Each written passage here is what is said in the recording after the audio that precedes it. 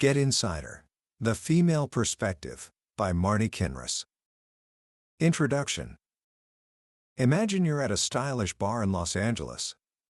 The kind of place where the lights are low and the conversations are a low hum. You're sitting with a group of friends, and across the room, you spot them? A group of incredibly attractive women.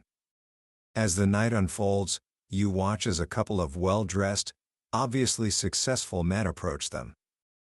You can't hear what they're saying, but you can see the dynamic. The men are talking. And talking. One of them mentions a new car he just bought, dropping the price with a casual air that isn't casual at all. The women are smiling politely, but you see their eyes darting around the room, sending a silent signal to each other that only they can understand. It's the help me look. Before long, they make their excuses and move away, leaving the men looking confused. They had money, they had looks, but they had failed completely. A little while later, another man approaches one of the women at the bar. He's not what you'd expect. He's shorter than average, bald, and wearing simple glasses. By every conventional measure, he shouldn't stand a chance. And yet, something is different. He walks over with a calm, easy confidence. He doesn't use a cheesy line. He just introduces himself, looks her straight in the eye, and starts a real conversation. As you watch, you see her posture change. She leans in. She starts laughing, her smile genuine. She gets nervous, tripping over her words a little, completely captivated. The short, bald man in glasses has succeeded where the rich, handsome men failed. He has an energy, a presence, that is magnetic. What did he have that the others didn't? That is the central mystery that a fascinating book called Get Inside Her seeks to solve.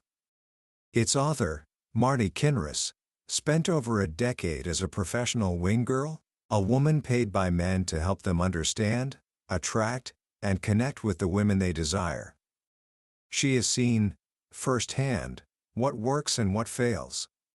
And she tells us that the secret to attraction has almost nothing to do with what most men think.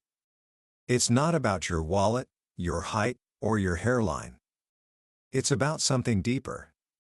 Something she calls your presence. Today, we are going to explore the lessons from her unique perspective.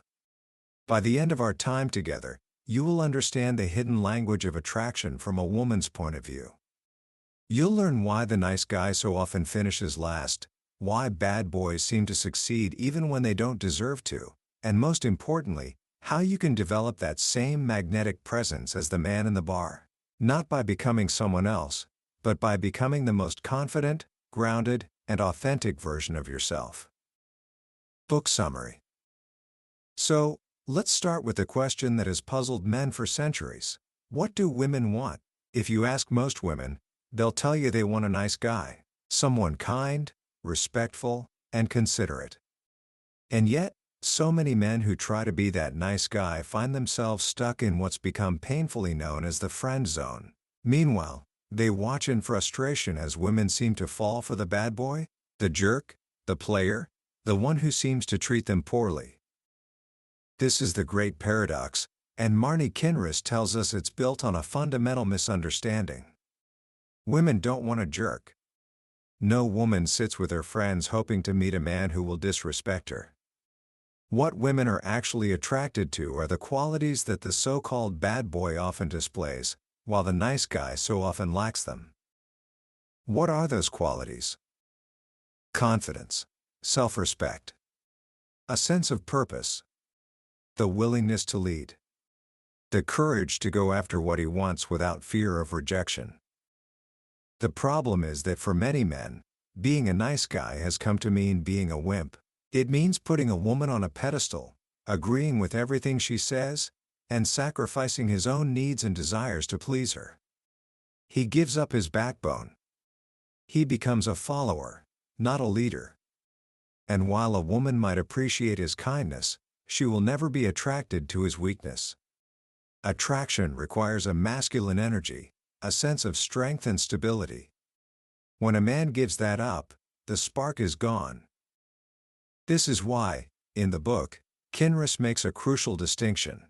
Women don't want a bad boy, but they also don't want a wimp.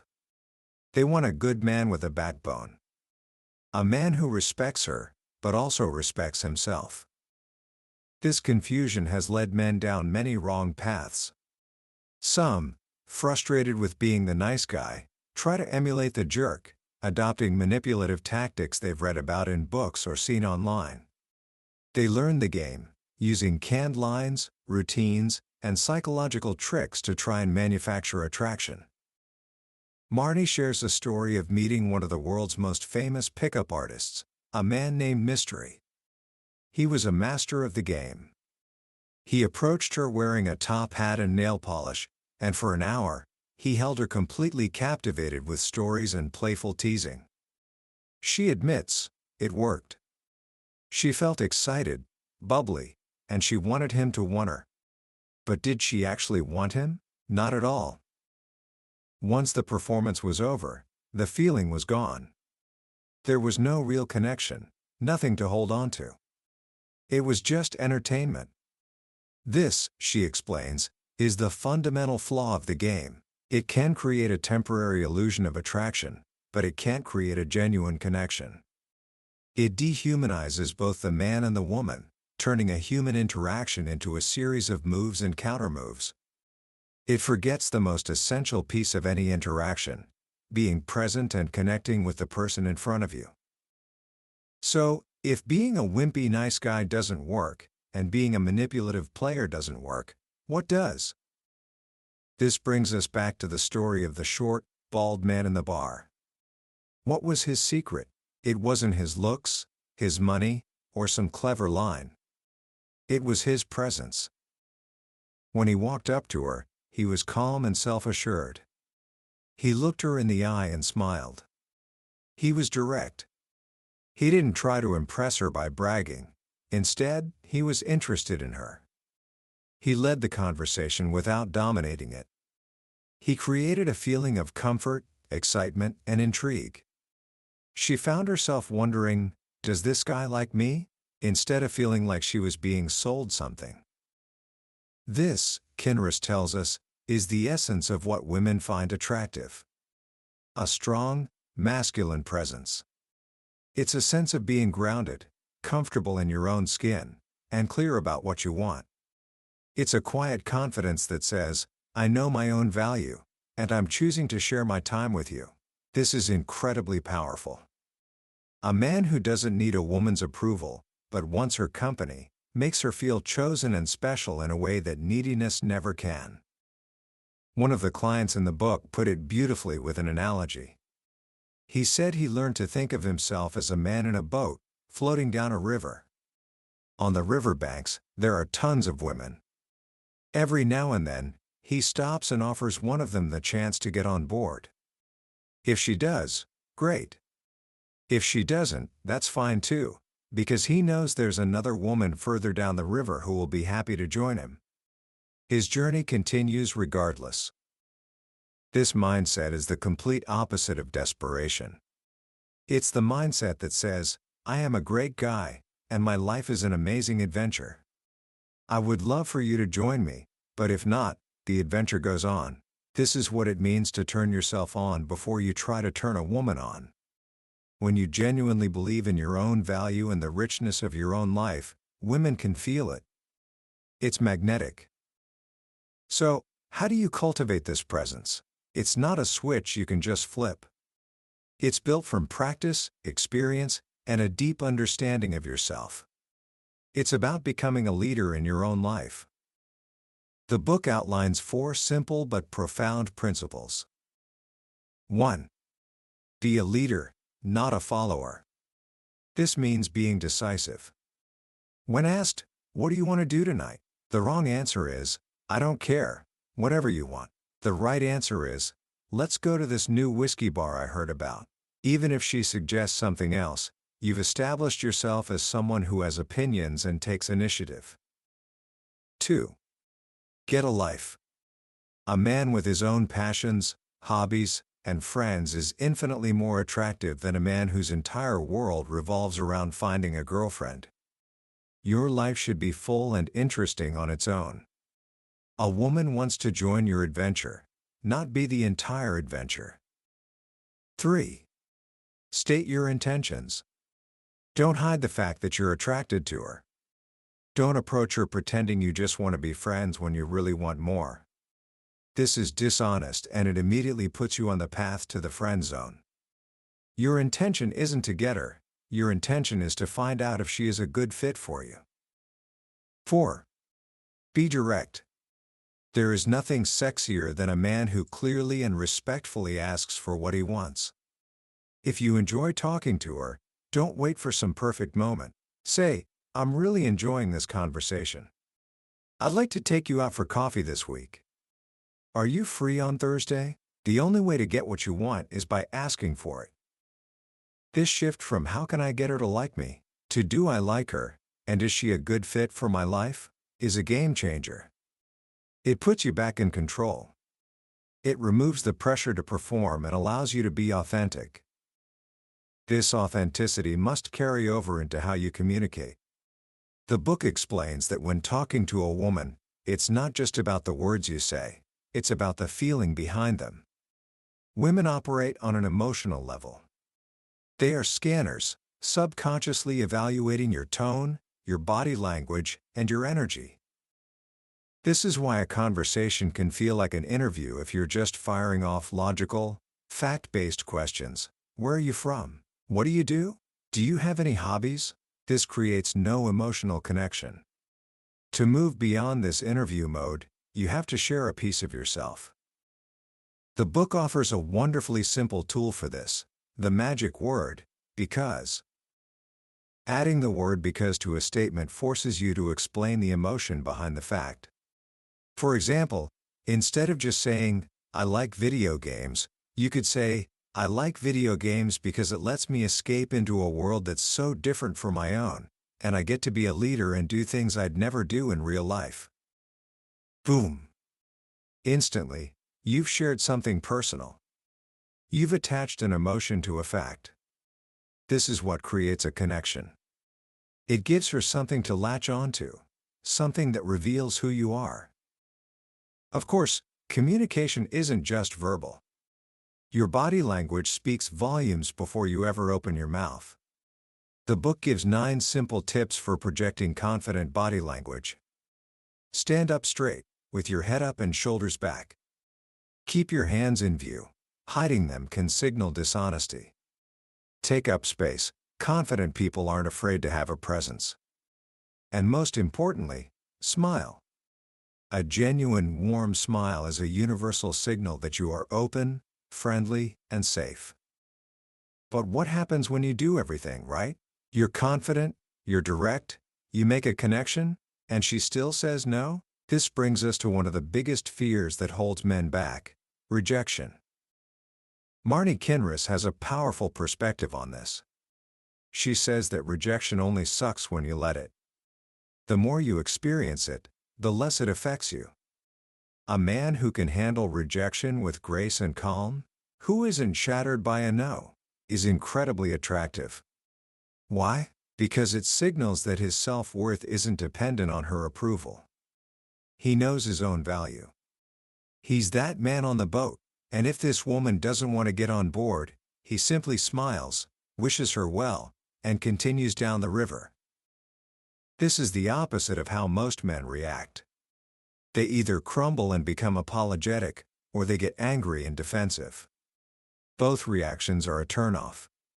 The truly confident man understands that a no is not a judgment on his worth, it's simply a statement about compatibility at that moment. He doesn't take it personally. This same principle of calm, grounded strength is also the key to navigating what many men call shit tests. These are the moments when a woman challenges you, teases you, or makes a seemingly critical remark. For example, "You're probably quite the player, aren't you?" Or "I can't talk to a man until he buys me a drink." Many dating gurus teach men to deflect these tests or turn them into a game. But the book offers a deeper insight. Often, These tests aren't malicious. They are a manifestation of a woman's own insecurity and vulnerability. She's subconsciously testing your strength. She's asking, are you a man who can handle me, even when I'm not perfect? Will you still be here when I'm difficult? Are you strong enough for me to feel safe with you? The way to pass this test isn't to get defensive or to play a game. It's to remain calm, confident, and unfazed. It's to see beyond the challenging words to the underlying emotion. When you can respond with a playful confidence that reassures her, you demonstrate true masculine strength. You become her rock. For example, if she says, "I bet you're a player," a defensive man might say, "No, I'm not." A man playing a game might have a clever retort. But a grounded man might smile and say, "Of course I am. I'm just looking for the right woman to reform me," with a wink. He acknowledges her challenge without being thrown by it. He stays in control of the frame. This brings us to the ultimate trap that men fall into, the friend zone. The book is crystal clear on this. The only person who puts you in the friend zone is you. You do it by acting like a friend when you want to be a lover. You do it by hiding your intentions. You do it by becoming her emotional support system, listening to her talk about other guys, hoping that one day she'll have a magical realization and see you as the one. That story, the book tells us, is a fantasy. It never happens. To understand why, the author gives an exercise. Make 2 lists. On 1, write the characteristics of a friend: trustworthy, a good listener, supportive, loyal. On the other, write the characteristics of a lover: confident, unpredictable, challenging, fun, sexually assertive. Do you see the difference?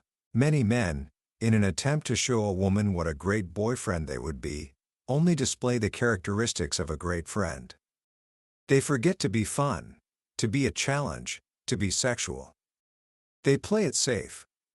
And in doing so, they make it impossible for her to see them as anything other than a friend. So, how do you get out? Or better yet, how do you avoid it in the first place? Be direct from the beginning. Touch her. Early in a conversation, a light, brief touch on the forearm or lower back signals that your interest is not purely platonic. Create a sexual vibe. Don't be afraid to flirt, to tease, and to show your desire. And if you find yourself with a woman who says, "Let's just be friends," you have a choice to make. If you genuinely want her friendship and can handle seeing her with other men, then be her friend. But if you want more, you cannot accept the friendship under false pretenses. You must be willing to say, respectfully, "I understand, but I'm attracted to you, and I can't pretend to just be your friend. It wouldn't be fair to either of us." And then, you have to be willing to walk away. This is the ultimate act of self-respect. It communicates that you value your own feelings and you are not willing to settle for less than what you want. Ironically, this act of walking away is often the most attractive thing you can do. It demonstrates the very strength and confidence she was looking for in the first place. Sometimes, it makes her reconsider. But even if it doesn't, it frees you. It gets you back on your boat, and back on your journey down the river. Ultimately, all of these lessons, from handling rejection to escaping the friend zone, boil down to the same core principle. It's about cultivating an unshakable sense of your own worth. It's about becoming a man who leads his own life with purpose and integrity, and who invites a woman to join him, not because he needs her to complete him, but because he believes his life is better with her in it. That is the kind of man women don't just want, but the kind of man they will feel lucky to have. Commentary. As we step back and look at the ideas and get inside her, what strikes me most is how simple, yet profound, the central message is. In a world that offers endless complicated systems and tactics for dating, this book cuts through all the noise. It brings us back to something fundamental: authentic confidence. The book isn't really about getting women. It's about becoming the kind of man who women are naturally drawn to. It's a journey of self-development disguised as a dating guide. The principles it teaches: self-respect, directness, leadership, emotional intelligence, are not just tools for your love life. They are tools for your whole life. A man who is decisive and leads on a date is the same man who is likely to be decisive and lead in his career. A man who can handle rejection without losing his sense of self-worth is the same man who can handle a professional setback without crumbling. A man who communicates his intentions clearly and honestly is a man who builds trust in all his relationships, whether with a romantic partner, a friend, or a business colleague. That, to me, is the most powerful lesson here. The work you do to become more attractive to women is the same work you do to become a better, stronger, more effective man in every area of your life. It's not about putting on a mask or playing a role. It's about chipping away at the fears and insecurities that hold you back, until the most confident and authentic version of yourself can emerge. So, how can we start putting these ideas into practice today? Let's not overcomplicate it. Here are 3 simple challenges, inspired by the book, that you can try this week. First, the Smile Challenge. For the next 3 days, make it a point to make brief, warm eye contact and offer a genuine smile to 5 people you pass by: the barista, someone in the hallway at school, or a stranger on the street. The goal isn't to get a reaction. The goal is simply to practice being an open, positive, and confident presence in the world. Second, the Because Challenge. The next time you're in a conversation with someone, anyone, and you state an opinion or a fact about yourself, consciously add the word because and explain the feeling or reason behind it. For example, I'm really excited about this weekend becomes I'm really excited about this weekend because I finally get to go hiking, and being out in nature just completely resets my mind. Practice sharing a small piece of your inner world. And third, the Leadership Challenge. The next time you're making plans with a friend or family member, be the one to make a clear proposal. Instead of saying, "What do you want to do?" say, "I'd like to go see that new movie at 7 p.m. Does that work for you? Practice making a decision and taking the lead. These are small steps, but they are the building blocks of that magnetic presence the book talks about. They are the practice reps for building the muscle of confidence. That was a summary of Get Inside Her by Marni Kinrys. We've explored the main ideas today, but I'll be honest with you, a summary is like looking at a map of a beautiful country.